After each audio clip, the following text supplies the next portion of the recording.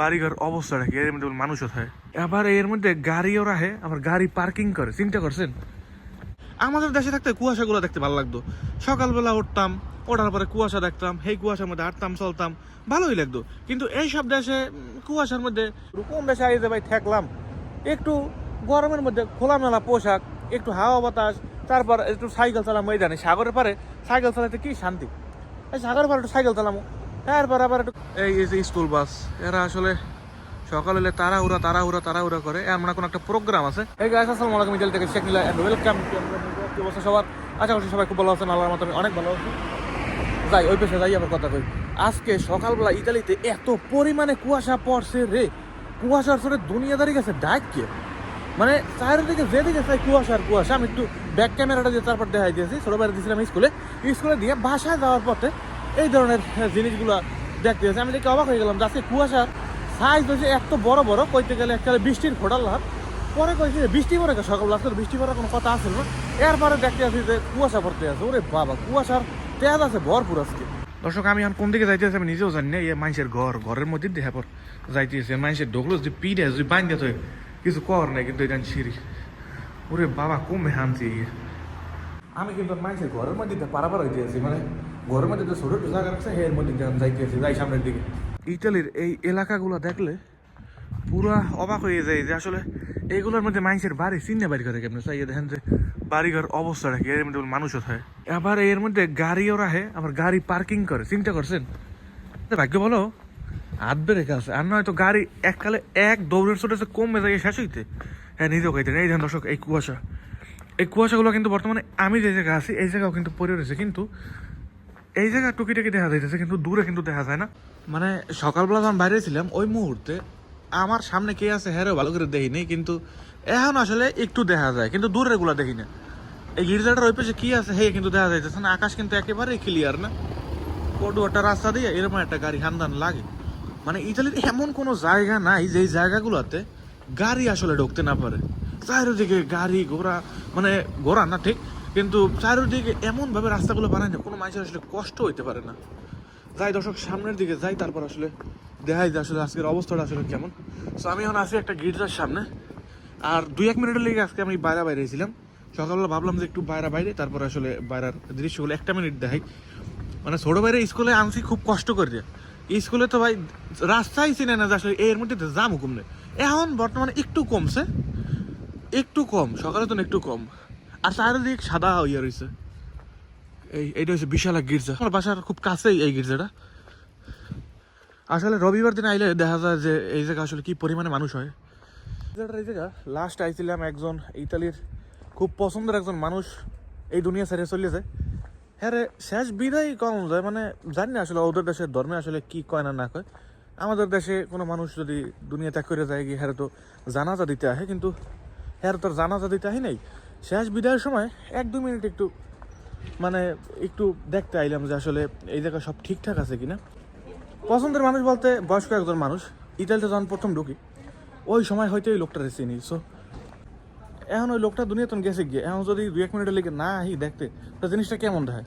কিন্তু ওদের এই গির্জার সামনে যে ধর্মগুলো পালন হয় এই জিনিসগুলো খুব একটা বেশি ভালো লাগে না। মানে আমাদের দেশের নিয়ম অনুযায়ী মানে মানুষজন একটু স্মরণ ঠরণ করে, ওদের দেশেও স্মরণ করে, কিন্তু এইসব দেশে আসলে ওরা এই গির্জার ভিতরে বইয়া বিভিন্ন রকমের গান বাজায়। গান বলতে কি এক প্রকার মিউজিক জানি বাজে, যে জিনিসগুলো আসলে খুব বেশি একটা পছন্দের না। কিন্তু এইসব দেশে বাজায় আইলাম দেখতে, যে দেখি থাক দুনিয়া তুমি গেছি গিয়া, মনে মনে তো স্মরণ অবশ্যই আছে, কিন্তু তারপরেও হ্যাঁ আই একটু সাক্ষাৎ করে গেলাম। আর নয় পোলা বানা আবার কই ধরে বলে এত পছন্দ করতো মানুষটা শেষবারের মতো আইলো না, এই কারণে আসলে আওয়া। আর নয়তো ওদের দেশের যে ধর্মকর্ম কেমন জানি আমার কাছে একটু অন্যরকম লাগে। দর্শক, শেষ মাস আলহামদুলিল্লাহ যে কুয়াশার পরিমাণটা একটু হইলেও কমছে, আগের মতো আর দৃশ্যটা নাই, কিন্তু তারপরেও একটু একটু আছে। জানি না কোন সময় আসলে শুরু হয়। এই জায়গাটা আইলেই আসলে স্পষ্টভাবে বোঝা যাবে যে কুয়াশাটা কি আছে না নাই। এখন পর্যন্ত কিন্তু ভালো কুয়াশা দেখা যাইতেছে। এই কুয়াশাগুলো দেখতে আসলে ভালো লাগে, কিন্তু শীতের পরিমাণটা যদি একটু কম হইতো না আর একটু বেশি ভালো লাগতো। আর এত পরিমাণে বাতাস আছে, ওটা পুরো শরীর শক্ত হয়ে যাইতে আছে। আমাদের দেশে থাকতে কুয়াশাগুলো দেখতে ভালো লাগতো।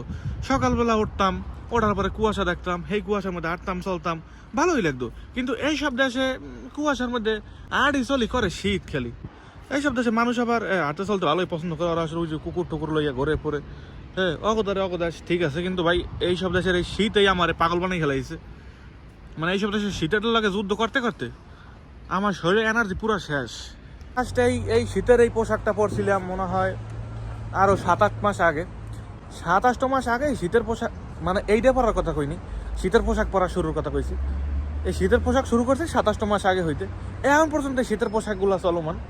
সামনে 2-3 মাসের লেগে মনে হয় গরমের দিন আইতে পারে, 2-3 মাস সময় থাহেও না। এই দেখি জুন মাস শুরু হয়, এই জুলাই মাস কোনো রকম, আগস্ট মাস যাই গিয়া সেপ্টেম্বরের 15 তারিখের পর হইতে আবার শীত শুরু। কোন দেশে আইতে ভাই ঠেকলাম। একটু গরমের মধ্যে খোলামেলা পোশাক, একটু হাওয়া বাতাস, তারপর একটু সাইকেল চালাম। ওই জানি সাগরের পারে সাইকেল চালাতে কি শান্তি, এই সাগরের পারে একটু সাইকেল চালামো, তারপর আবার একটু গাড়ি লইয়া একটু জালনা মালনা খুললে ঘুরমু। আর শীতকালে বৃষ্টি আর বৃষ্টি, ঠান্ডা আর ঠান্ডা। শীতের মধ্যে বৃষ্টি দিয়ে করবো কি, গরমের দিনে 2-1 দিন বৃষ্টি দেখলে খারাপ হয় না, কিন্তু এইসব দেশে গরমের দিনে বৃষ্টির ছিটা ফোটাও চারিদিকে দেখা যায় না। এই যে সাগরের পার, এই জায়গা গরমের দিনে ওরা রাস্তার পাশে সাউন্ড বক্স বাতি এমন ভাবে সাজাইয়ে রাখে, তুই একদিন যদি বৃষ্টি দেখা যায়, ওই ধরনের বৃষ্টি হইলে আবার এই সাগরের পাড়ে যত সুন্দর জায়গা ঢাকে ঢুকে থুয়ে দেয়। তো বৃষ্টি খুব একটা বেশি হয় না, যার কারণে আর কি সাগরের পাড়টা সুন্দরভাবে সাজাইতে পারে। গরমের জন্য 2-1 দিন বৃষ্টি দেখলে ভালো লাগে, আর শীতকালে তো বৃষ্টি পছন্দই না। আর এই সব দেশে সবাই কাম করে উল্টে কইতারি না কিছু।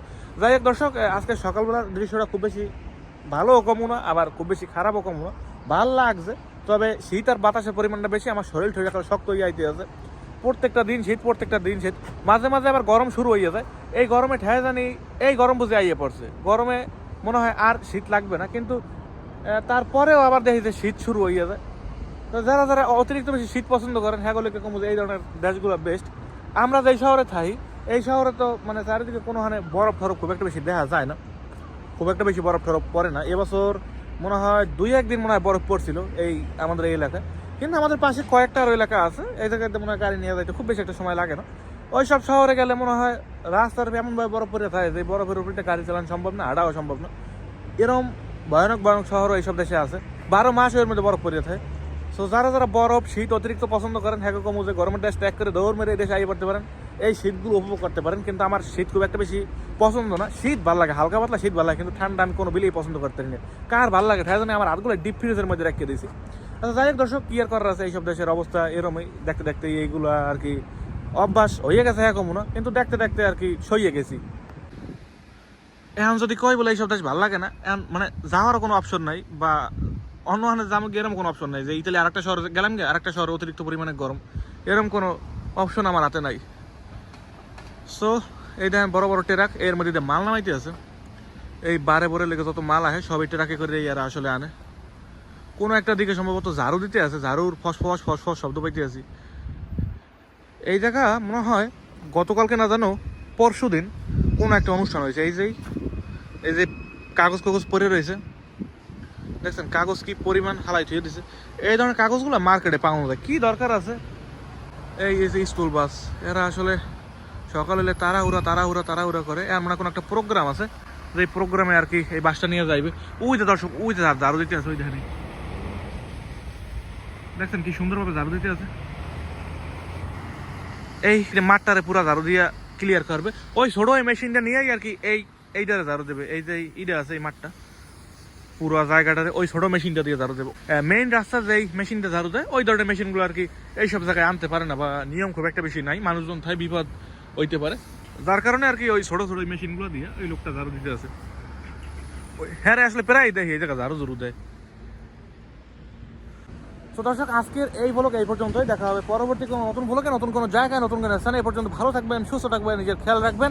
বাই বাই সবাইকে, আজকের মতো এখানেই।